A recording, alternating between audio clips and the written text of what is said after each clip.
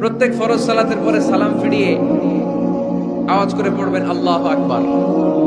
3 বার পড়বেন আস্তাগফিরুল্লাহ আস্তাগফিরুল্লাহ আস্তাগফিরুল্লাহ।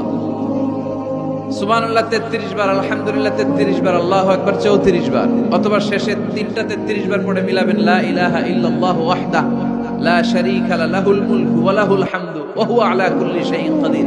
কেউ যদি জীবনে একবার বলে লা ইলাহা ইল্লাল্লাহ দাখালাল জান্নাহ, তার যদি পাপ থাকে, অন্যায় থাকে, ওই পাপ আর অন্যায়ের শাস্তিগুলার পরে কোনো না কোনো দিন আমার ওই বান্দা জান্নাতে ঢুকবে।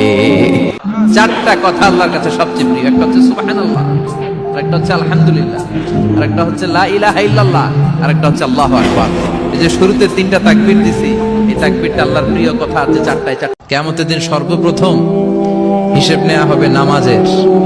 নামাজ, বিশ্বনবী ইন্তেকাল করবেন, রূহ বের হয়ে যাচ্ছে, 2-3টা শব্দ বললেন, এর মধ্যে একটা ছিল সালাত। সালাত, উম্মতেরা নামাজ, নামাজ, নামাজ ছেড়ে দিও না। রব্বানা আতিনা ফিদ দুনিয়া হাসানা ওয়া ফিল আখিরাতি হাসানা ওয়া কিনা আযাবান নার। আল্লাহ, তুমি এই দুনিয়ার সব কল্যাণ আমারে দাও, আখিরাতের সব কল্যাণ আমারে দাও, আগুনের শাস্তি থেকে আমারে বাঁচিয়ে দাও। পড়ে না আমিন?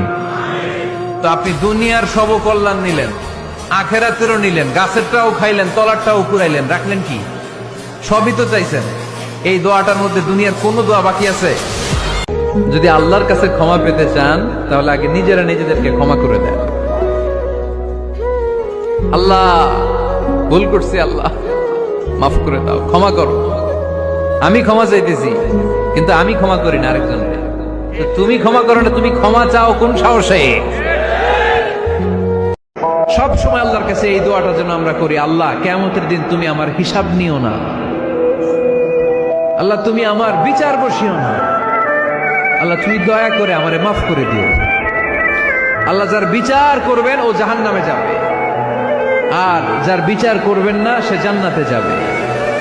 আল্লাহ যদি বিচার করে আর পাই টু পাই হিসাব নেয়, নামাজ পড়লি না কেন, রোজা রাখলি না কেন, মিথ্যা বললি কেন, খাদ্যে ভেজাল দিলি কেন, মাছে ফরমালিন দিলি কেন, যৌতুক খাইলি কেন, ঘুষ খাইলি কেন, উল্টাপাল্টা করলি কেন, জিনা করলি কেন, একটার পর একটা প্রশ্ন বানে যদি সেই ভয়ঙ্কর দিনে আল্লাহ আমাদেরকে জর্জরিত করে, আমাদের কোনো উত্তর আছে?